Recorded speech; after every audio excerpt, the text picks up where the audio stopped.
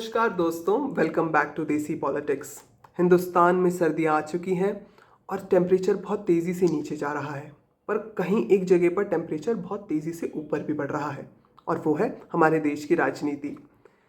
क्या मोदी की 2024 में जो जीत हुई 240 की और वो 272 तक नहीं पहुंच पाए, क्या अब वो होने जा रहा है इस विंटर सेशन या आने वाले टाइम में? महाराष्ट्र की लैंडस्लाइड विक्ट्री ने बीजेपी और एनडीए के लिए एक बहुत बड़ा मौका क्रिएट कर दिया है।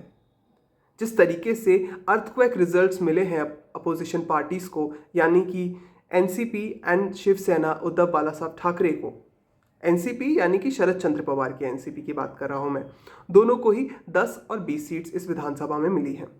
ये तो जैसे कि 10 का पहाड़ा ही हो गया, 10 एक कम 10, 10 दूनी 20। दोनों ही पार्टीज के लिए इस महाराष्ट्र इलेक्शंस में दो बहुत बड़े मैसेजेस छुपे हुए हैं जो महाराष्ट्र के मतदाताओं ने दिए हैं। पहला ये कि हमें अपीजमेंट पॉलिटिक्स नहीं पसंद। जिस तरीके से मौलाना सज्जाद नुमानी और अन्य मौलानाओं ने और मुस्लिम तुष्टीकरण को लेकर के जिस तरीके से पार्टीज ने एक लामबंद होकर के कांग्रेस, एनसीपी और शिवसेना यानी कि महाविकास अघाड़ी ने जो उनकी मांगे भी मानी, जायज़ नाजायज़ वो तो वोटर्स ने ही तय कर लिया अपने हिसाब से, तो उन्होंने कहा कि हमें ये अपीजमेंट पॉलिटिक्स नहीं पसंद। पहला मैसेज। दूसरा मैसेज ये है कि ये जो सरनेम्स हैं, डायनेस्ट हैं, यानी कि वंशवादी पॉलिटिक्स है, अब इनके पास वो मैग्नेट नहीं रहा या इनके उस चुंबक में असर नहीं रहा जब ये अपने सरनेम से वोट खींच लेते थे। अब इसके बाद इनके पार्टी में ही अंदर खाने बहुत जल्दी आवाज़ें उठने लगेंगी कि हमें हमारे कोर एजेंडा पे वापस जाना चाहिए, बैक टू पवेलियन चले जाना चाहिए। जैसे कि शिवसेना उद्धव बाला साहब ठाकरे के लिए बेस्ट पिच होगी कि वो हिंदुत्व पर वापस आ जाएं और एनसीपी के लिए to be on the secular front. इस तरीके से मुस्लिम अपीजमेंट की ओर या किसी भी रिलीजन के अपीजमेंट की ओर बढ़ना ठीक नहीं होगा। इससे फ़ायदा किसे होने जा रहा है, मौका किसके लिए बन रहा है? ऑपरेशन लोटस कब शुरू होगा या शुरू हो गया है? चाणक्य अमित शाह की चाणक्य नीति अपने काम पर लग चुकी है, ये तो देखने वाली बात होगी। इस पार्लियामेंट्री सेशन में एक ऐसा कंट्रोवर्शियल बिल ज़रूर आ रहा है जिस पर ये दोनों ही पार्टीज़ के एमपीज और इनके वोट्स बहुत मैटर करेंगे और यहीं से पता चल जाएगा कि 272 सीटें बहुत जल्दी बीजेपी की अपनी खुद की होने जा रही हैं या नहीं। क्योंकि लोकसभा इलेक्शंस में महाराष्ट्र से ही सबसे बड़ा डेंट बीजेपी को लगा था, क्योंकि वहाँ पे अगर देवेंद्र फडणवीस बीजेपी के लीडर की बात अगर मानी जाए तो वोट जिहाद के कारण वो पीछे रह गए, पर इस महाराष्ट्र इलेक्शंस ने उसे भी जो है उलट के रख दिया और बीजेपी के जो पावर्स हैं वो बढ़ गए वहाँ पे। तो अब देखते हैं कब ये ऑपरेशन लोटस शुरू होता है।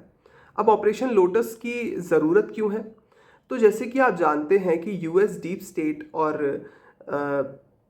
लेफ्ट लिबरल इकोसिस्टम जो है, जिस तरीके से बांग्लादेश में उन्होंने एक सरकार को गिरा दिया उनके अपने वेस्टेड इंटरेस्ट के लिए, वैसा ही कुछ वो हिंदुस्तान में चाहते हैं। वो नहीं चाहते कि हिंदुस्तान में कोई मजबूत प्रधानमंत्री या मजबूत सरकार हो जो अपने टर्म पे अपने स्ट्रेटेजिक इंटरेस्ट को देख करके यूएस के साथ डील करती हो और उनकी हाँ में हाँ ना मिलाए। तो इसीलिए उनके अंदर एक सेंस ऑफ डेस्परेशन है, बहुत हड़बड़ाहट है, क्योंकि सबसे पहली चीज़ कि कमला हैरिस अपना चुनाव हार गई और ट्रंप राष्ट्रपति के लिए यूएस के चुन लिए गए। पर अभी उनकी शपथ ग्रहण में टाइम है, वो 20 जनवरी 2025 को शपथ लेंगे और इसमें मोटा मोटी 1 महीना तो बचा हुआ है अभी। तो इस 1-1.5 महीने में वो चाहते हैं कि हम ऐसा कुछ कर लें कि यहाँ पे भारत में शेख हसीना 2.0 कर दिया जाए, यानी कि तख्ता पलट हो और किसी यूनुस को बिठा दिया जाए। अब यूनुस कौन है और कौन नहीं, आप कमेंट सेक्शन में बता सकते हैं। अब देखते हैं कि कितनी जल्दी ये ऑपरेशन लोटस होता है, यानी कि 272 या एनडीए के नंबर्स को एटलीस्ट रॉबस्ट करने की कोशिश होती है इस विंटर सेशन में या फिर 20 जनवरी 2025 से पहले। अब मैं इन्हीं सवालों के साथ कि क्या मोदी की 272 सीटें होने वाली हैं या नहीं, इसके साथ आपको यहीं छोड़ करके जा रहा हूँ। इन सर्दियों अपना ज़रूर ध्यान रखें और मेरे चैनल को सब्सक्राइब कर लें, लाइक कर लें, शेयर करें और प्लीज़ जो बेल आइकन है उसको प्रेस कर लें ताकि आपको नोटिफिकेशन जल्द से जल्द मिल जाए। तब तक के लिए जय हिंद, वंदे मातरम।